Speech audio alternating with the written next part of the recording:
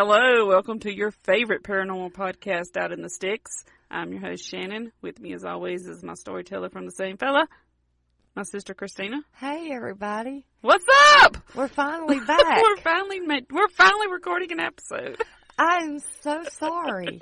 Life just got in the way, like really, really bad. You know, I wish I could apologize. I guess I am sorry, but I mean, it's not something I can help, so I'm not going to feel bad about it. It's just how it is. I feel bad that they haven't had their entertainment because they do love us, but.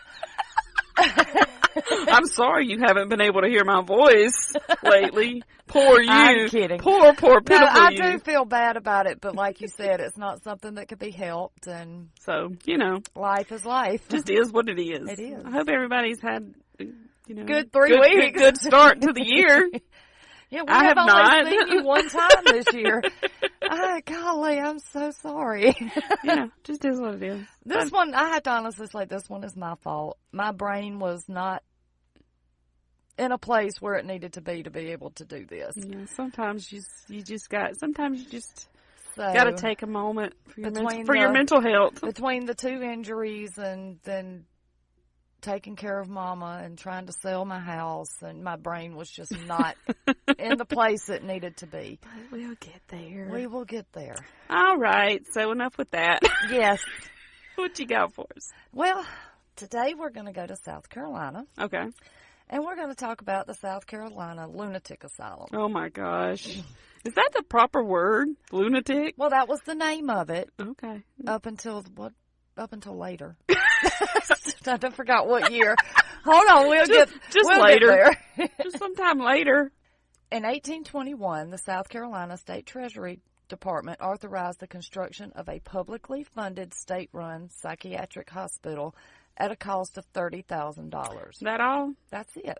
That was probably, that was a lot of money in 1821. But was it really enough money to really build a hospital, like a good hospital, you think? Well, probably not.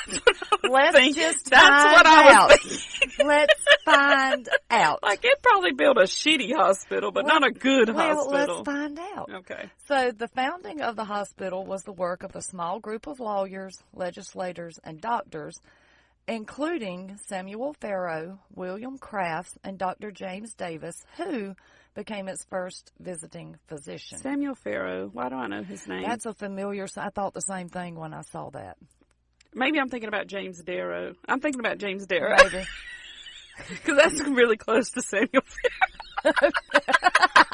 Well, the Pharaoh Darrow. Yeah. Okay. Anyway. Move on. Never mind. Now, the first building to be constructed was the Mills Building, which was designed by early American architect Robert Mills, who also designed the Washington Monument. Oh, fancy. Yes. Now, the Mills Building was built between 1822 and 1827. The building also featured the latest in fire-resistant ceilings, central heating system, patient security, and also featured one of the country's first rooftop gardens. Really? Yes. They weren't afraid that the lunatics would just walk off the top of the building while they were out there gardening? Maybe that was how they kept the population down. I'm sure they kept these people doped up, so they're going to put them on a roof to garden. Maybe they weren't the ones that worked at the garden. Well, then what's the point? I don't know. Then what's the point of having the garden? Maybe it was just a rose garden, and it had like bars up around the top of it where they couldn't walk. I don't know. Anyway, okay. It had a rooftop garden. I have so many questions. Now, the hospital officially opened in 1827 with 410 beds. Now, it was only the second public mental hospital in the United States, and also one of the first in the country built expressly for the mentally ill and to be funded by the state government. The first hospital of this kind was in Virginia. Okay. Now, when the hospital first opened, the citizens were wary about sending their loved ones to reside at the hospital. I wonder why. I don't know. That was before the hospitals, like before people knew how bad they were. Well, before hospitals, they would hide them in the attic. Yeah, or either let them sit on the front porch waving with at everybody. Some sweet tea. could see, I mean, if you've never sent somebody there, yeah, I can understand. I'm just saying, this is before sanatoriums for tuberculosis too, and right. So that's my point. Is if you think it's bad now, and there's not even any. Just wait for a couple of years. We're gonna get there. Now, so the hospital had no patients until 1828. On December 12th of 1828, the first patient was admitted. Can you imagine being the first guy? They're already crazy, and they're walking around in this hospital that nobody wants to go to. They're alone, just walking the hall. Now, this patient was a young woman whose mother, since her mother did not want to leave her at the hospital, she worked as a matron in the hospital so that her daughter would not be there alone. Well, I mean, that's nice, though. Yeah, it is. I mean, I can understand her wanting to make sure she's okay, but she can't. But at the same time, she's probably more than she can handle by herself. Right.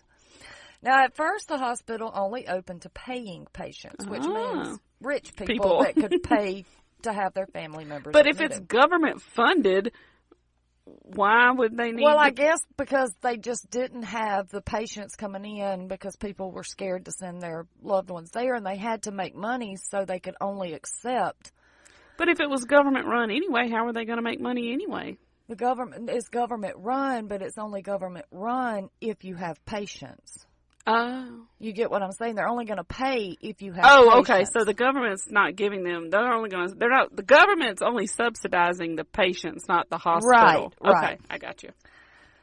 So with poverty, patients' costs billed to the government of the region from which they came, but they had no poverty in there at that time because they were only accepting paying patients because most people didn't want to send their loved ones to the hospital. Gotcha. So the government was going to pay for those patients. But if they're not in there, then they're not going to pay for them. Now, admission, for the most part, was limited to whites, of course. Oh, fuck, here we go. Although, some African Americans, including slaves, were admitted before 1848, which was when their admission was formally authorized. So their admission into mental institutions was authorized in 1848, but in this hospital, some of them were allowed to come in before then. Now, unfortunately, when they started bringing these African Americans in, this caused overcrowding. And in the 1850s, the hospital's facilities were enlarged by first expanding the Mills building and second by the construction of many new buildings. Now, during this expansion, they also added a mattress factory. Wait, time out. Time out. Hold up.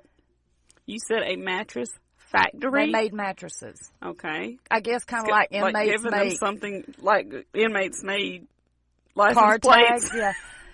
I'm guessing. Well, I guess it gave them something to do. At least they're not walking off the roof. And I'm sure they didn't get paid for it, and I'm sure the factory probably made a profit that none of the workers ever saw. But that's okay. That's all right. No, they were being partially They were being partially taken care of. Anyway, so they had a so not okay. So they had a mattress factory, an ice cream parlor. Oh, well, that's cute. A carpenter shop, a welding shop. Now, I'm going to stop right there for a second. Do you really want to put a welder in the hands of crazy people? Well, what about hammers and saws? Well, you could run away from that. You could run away from a welder. Well, not necessarily. Welders get hot. They could set you on fire before you know it. But if you run, there's only so much. So those hoses are going to run out. This is true. So, and they also had a bakery, a library, a theater. Well, that's cool. Greenhouse, a pool room, a gym, a lunchroom, and a church. Well, this sounds like a pretty nice place. If I'm after they done the expansion, yes, I'm going to say that sounds like a pretty nice place. Actually. And they would also grow their own food. Now, after all of these new expansions, the hospital ended up encompassing 181 acres of land. Just the buildings? I'm guessing the grounds, like the garden and everything. Now, even with the new expansions, the hospital reached its capacity again in 1860. A lot of crazy folks. Lots of crazy folks. Now, complaints started of conditions in the hospital, and problems included narrow hallways and staircases. If that's the least of your complaints in an 1860s mental institution, you're doing pretty good. Doing pretty good. Small activity rooms and flooding. You can tell there's some rich-ass people in this place. But there was also flooding on the ground floor, so that one I can kind of see. Okay. I'll give you that one. The other ones, just suck it up. Deal with it. This staircase isn't quite as big as it should be. Only two it's people. Not as big as the staircase I had at home. We are so wrong for this. But I mean, just shut up. I agree. I think it's rich people. But now the flooding on the ground floor, I'll give them. But the small, the rooms are too small. Our stairways are too small. What kills me is our hallways are too small. You bring up the point that it was the rich people complaining about that, but what kills me is they were the ones who got private rooms and a private lunchroom. Yeah, shut up. Shut up. Just shut up. And it probably wasn't even the people that lived there that were complaining. No, it was their family members. Because the people that lived there, they didn't care. Right. They were doped up. They didn't care. Which was how they dealt with those people. Yeah, that's how they dealt with them back then. Yeah, so I didn't mean to say those people and make it sound like that's not what I meant. I didn't mean those people. With the mentally impaired, yes. That's how in the 1800s and even early 1900s. And probably even today, that's how they... Well, some of them they have to. Yeah, but some of them they have to, but our mental health but it's not the majority. It's not the majority anymore like it used to be. All of them just doped up, laying there, not even knowing they're in the world. Yeah. All right. So to help with funding during the Civil War, the hospital became a prisoner of war camp for Union officers. Well, how nice. Now, this occurred from October of 1864 to February of 1865. Can I ask a question? Uh-huh. If they were already at capacity, what did they do with these people when they were using the Union soldiers had to sleep in tents. Oh, okay. So it was the grounds were used, not the building. The grounds were used. Okay. Yeah. Gotcha. So late in the war, the hospital also became a refuge for many Columbia residents when the city was burning during General William T. Sherman's occupation in 1865. I know what you're going to say. I'm not saying a word. Let's just move on. It just doesn't help that we live near Atlanta and you talk about Sherman. That's all I'm going to say. That's all I'm going to say. Go ahead. But it happened. I know. That's what I'm saying. Oh, and by the way, this hospital's in Columbia, South Carolina. I forgot to mention You said South Carolina. You just didn't say what city. I didn't say what city. Yeah. Now, even though it was still struggling after the war, the hospital still accepted new patients. Okay. With slavery now abolished, yay! African Americans became a larger part of the hospital's population. Mm-hmm. Now, this not only increased the population, but also led to the problem of providing separate facilities for the races. Here we go. But the white population also grew to overpopulation. So it wasn't just because the African Americans come in. There was a whole bunch of crazy people after the war. Well, I can imagine. I mean, it was a crazy time. It was. Things got weird there for a little while. Things got really weird for about 5 years. Things got weird. Now, during all of this, funding was a major problem. I mean, it was in the South after the war. Funding was a major problem. Yeah, those Confederate dollars didn't work anymore. No, they didn't. They couldn't find anywhere to take those things. They sure couldn't. Not even the mental institution when they wouldn't even know.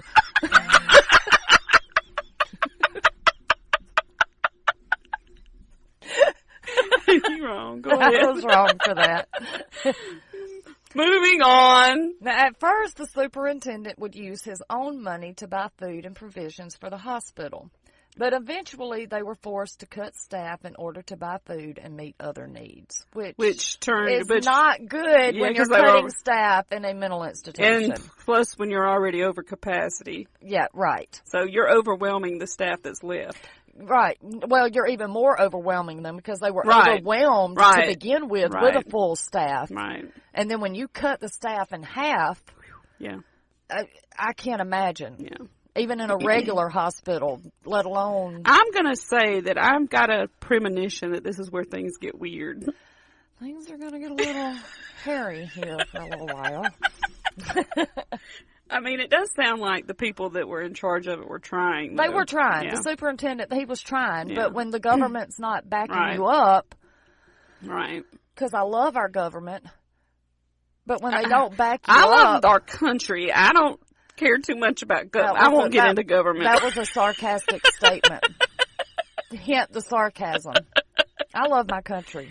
I'm not too sure about this. Either side of our government. I don't know. I'm not either. I love our country and the people in this country. We are what makes it great, not the government. Yeah. So there you go. That's my take on that. Anywho. Okay. From 1870 to 1877, the population grew from 245 to 300. Now, as the population grew and with a short staff, it became impossible to treat patients. So instead of a hospital to treat the mentally ill, it simply became a dormitory to house them.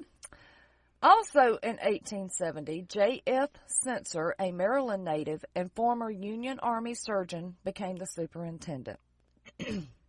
Now, Sensor reported that the rundown rooms were mill cells of chink in the wall that were dark and ill-ventilated. What now? Say that again. He reported that the rundown rooms were mere cells of chink, which means not real good, in the wall, just a hole in the wall, basically, that were dark and ill-ventilated. Okay. Now, he reported that there were no means of properly diagnosing patients, and therefore the patients could not be properly treated. But Enzer tried to solve this problem.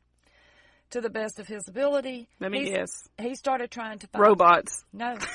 He started trying to find funds for the hospital. So he reached out to the community, and several citizens made contributions. And he also received $10,000 from some Philadelphia Quakers. And with this, and using some of his own funds, he started making repairs to the buildings. In 1874, he added central heating, plumbing, new furniture, pianos, and books. And he also added things to provide for the patient's physical needs, like a gym, like in the gym and stuff like that. Now, even with all of the repairs, overcrowding was still a problem.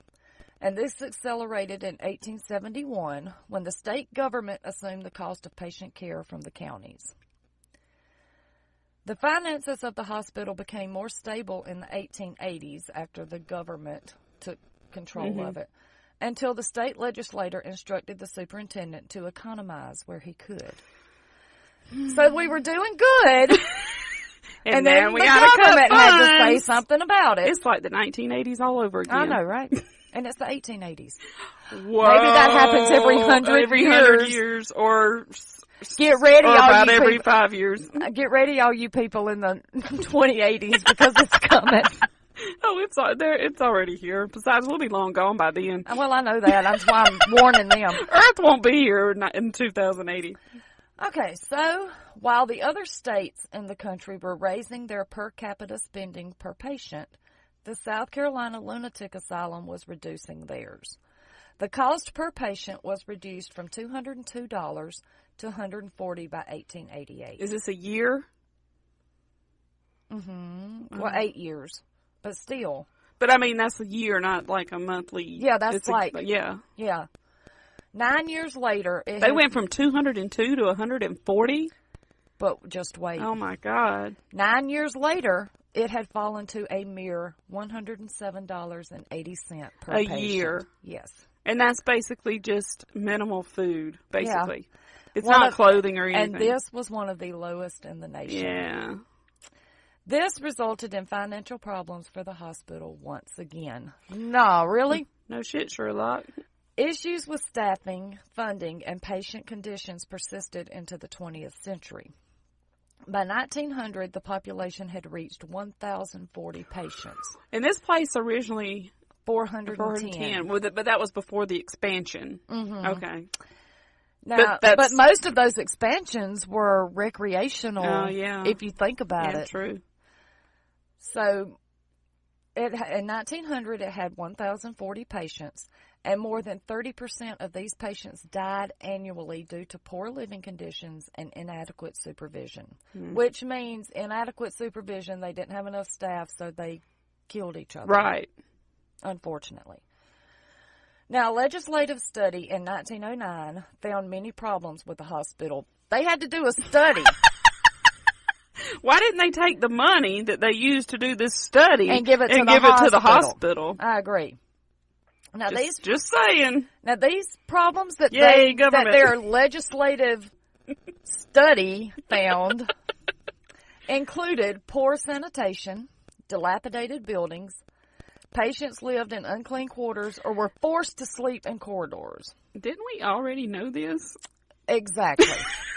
Could somebody just walk in and say, hey? No. We had to spend money to do a study. Because that's the way we do things. That's the way we can't take the America. We can't take the superintendent's word for it. We've got to do a study to make or just have somebody go in and take a few pictures one afternoon. There's got to be official. $40. Hell, I'd do it for 20. I would do it for 5. I can take pictures of that overcrowded asylum for $1. I mean, for real. I could just gas money to get there, really. If you'll just pay for my gas, I'll go do it. Back then, $5 would buy a lot of gas. All right. So, the hospital was at capacity once again in 1910. And it was also underfunded, understaffed, and the patients were not well cared for. So it's pretty much like any other mental facility. Pretty much. Today. Now, this led to plans being made to expand by constructing new buildings. Now, these buildings were on a second campus that was for the African-American patients. Mm-hmm. Now, this campus opened in 1913 and was known as the Palmetto State Hospital. And I've heard of that. Mm-hmm. I don't know that I have. I have. I mean, I've heard of a Palmetto. I've heard of a state, and I've heard of a hospital. I just don't know if I've heard there of, you go. I don't know if I've heard of all of them together in one place. There you go. Wow. Now, the superintendent of the hospital from 1915 to 1945, remember this name, Dr. C. Fred Williams, realized the need for community mental health clinics for patients that did not need to be hospitalized to be treated. Right. Like me! He encouraged a program to teach the public about mental illnesses, their causes, and methods of treatment and prevention. The first outpatient clinic opened at the hospital itself in 1920, and the state started transitioning mental health care into community settings. This helped reduce the population of the hospital, and by 1927, several outpatient clinics had opened across the state. The hospital had a population of 5,000 patients in 1950, which led to more... But that's not... You said outpatient facility, right? Well, it says population, so... Oh, well, damn. I was thinking like people they just treated. Well, this led to more outpatient facilities to open across the state in the 60s, 70s, and 80s to help bring some of those numbers down more. Now, by the 1970s, the hospital population was reduced to 3,000. Legal action surrounding patient care and funding and hospital facilities in the 1980s, 100 years later, that's what I said, resulted in a more focused effort to reduce hospital population. And this hospital shut down in 1996. Yes, as most of them did. Yes, because they were forced to. Yes. Now, while the hospital suffered from underfunding, understaffing, and poor patient care, there were also rumors of mistreatment and barbaric medical practices. So probably they were testing on these people. The patients were kept in unclean conditions, which, I mean, if they're understaffed, they can't keep up with that. Yeah, probably not. And were reported to be near starvation. Well, that's because they were living on $107 a year. And they were also not getting their proper treatment for the mental illnesses that they had. Because they weren't treating anybody. Right. Because they were housing people. They were housing people. They couldn't because of the funding and the staffing. They couldn't keep up with this. Right. They would use practices like ice-cold baths, electroshock therapy, and lobotomies. Here we go. Now, with all of this, it is no wonder that some say some of the patients never left and report that the hospital is now haunted. It's haunted? Haunted. Who's it haunted by? Well, I could not find that. Wait a minute. What? I could listen. No, hold on. This is supposed to be about hauntings. No, I've got some paranormal activity, but I couldn't find a particular named spirit. Okay, because I was about to go off on you. No. I've got a really creepy story about this hospital, but I'm going to let you decide whether you think it's paranormal or not. Okay. It's lightning. What? I've already decided. Lightning. Well, no, I don't know. Wait till I tell the story. Okay. Now, while I could not find reports of a particular spirit, a named spirit, there have been many reports of paranormal activity. Now, a lot of people say that strange shadows are seen floating through the halls and across the walls. Some also report hearing screams of former patients, which I could see them screaming a lot. Not the ghosts, but this place is abandoned. Yes. Okay. And while other people also report disembodied cries. Now, I would think that the screams and cries would be mainly, or maybe they're hearing crying. I don't know. Maybe there's a baby that lives next door. Could be.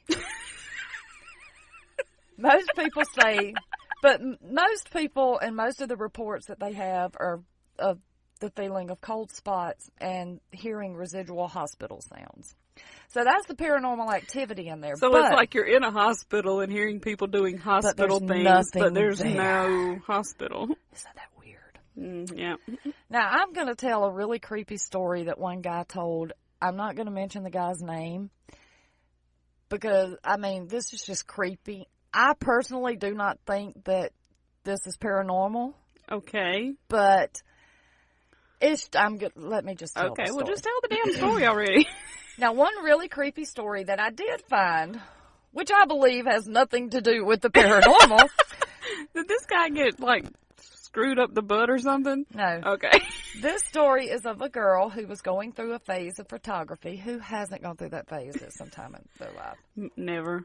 I have. I never did. And she really enjoyed taking pictures of old buildings, which is pretty cool, some of the buildings. Okay. Now, one autumn day, she decided to take pictures of the South Carolina Lunatic Asylum. Who wouldn't? She went into the abandoned hospital hoping to get good pictures of the inside. To her disappointment, the inside was unremarkable. It had graffiti and drug paraphernalia everywhere, which is an abandoned building. Mm-hmm. I could have told her that, but... Now, she was able to get a couple of good pictures looking outside through some of the windows in the asylum, which would be kind of like a patient's eye view, I guess. Yeah. She went upstairs to try and get a couple of shots from one of the rooms that overlooked the city. Well, she then ventured deeper into the hospital, hoping the interior would be less deteriorated, and she could maybe get some good pictures. And when she reached the other side of the building, she came across the first completely closed door she encountered since she had been in the hospital. Upon closer inspection, she saw something that had her completely frozen in fear. There on the door, tied tightly to the knob, was a large clump of matted human hair. It had jagged remnants of scalp tissue that had left a crimson stain on the roots of the hair, and it looked to be fresh. Now, keep in mind, this is the first closed door that she's encountered. Now, still frozen in fear, she then heard a faint shuffling on the other side of the door, and then heard a scratching sound, and the knob began to slowly turn. What did she do? Her next memory was of being outside trying to catch her breath.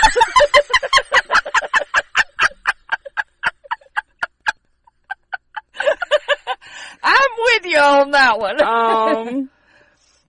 Okay. Now, she dropped her camera inside, but chose not to return to retrieve it. Upon hearing her story, some of her friends went to the hospital the next day, hoping to help her retrieve her camera. Their trip was uneventful, but when they finally reached the room that she had spoke of, they found no hair on the knob and no camera. Mm-hmm. They then noticed that the door was slightly ajar. So arming themselves with old wooden planks they found in the hospital, they slowly opened the door. They better Scooby-Doo this shit. I could just imagine. I've got this mental picture. They found that the room was empty, but there were dark stains and scratch marks everywhere. So somebody was being murdered while she was there. Particularly on the other side of the door. They then left the hospital, never to return. I personally would like to know exactly what was going on the other side of that door. My guess would be somebody got murdered. I'm thinking that, too. There was nothing paranormal about that whatsoever. There was somebody in there being murdered at the time she was in that hospital. I would think so, too. That's not paranormal. No, I told you I didn't think it was. Wow, that's just crazy. Freaky. It's just creepy to think that she's standing on the other side of this door. And now we have to figure out who that was. Yes, we do. Who went missing? I mean, yeah, we need to figure that out. It was just the creepiest story I'd ever heard. I'm like, and that was my first thought, is somebody was being murdered in there while you were there. Yeah.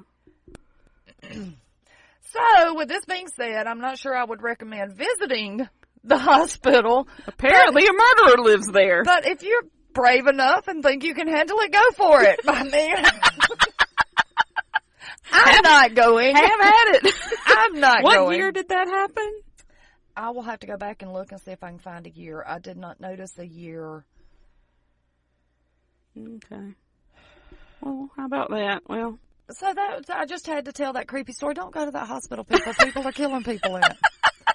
Apparently scalping people. Apparently. Wow. So you think that's true?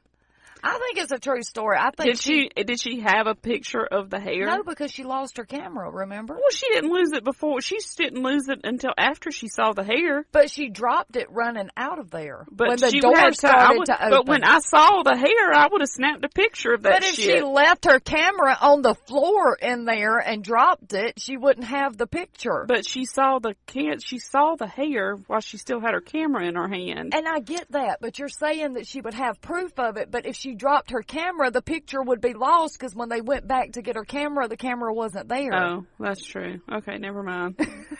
Maybe she did snap a picture of the hair.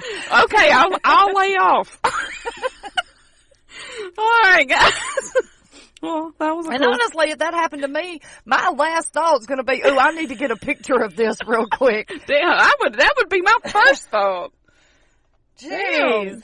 So, there you go. That's the story of the South Carolina Lunatic Asylum. Oh, well, that was a great story. It was. That was very interesting, actually. I like doing things like this when my brain works properly. Yeah. All right, guys. I want to remind you that we also have our true crime comedy podcast out, One Crime at a Time. If you would like to listen to that, you can find that anywhere you're listening to this. Yes. If you want to support us, the best thing you can do is go give us a review on iTunes. Don't be or harsh. Apple Podcasts. Not this week. If you want to be harsh next week, that's fine. But give me a little bit of a break. I'm sorry. All right, guys. Well, we appreciate y'all so much. Sorry we've been lagging behind, but we'll get there. We're getting there. We get them out when we can. We are. And we hope you enjoy them. And until next week, remember, the scariest things happen out in the sticks. Ooh. Bye. Bye.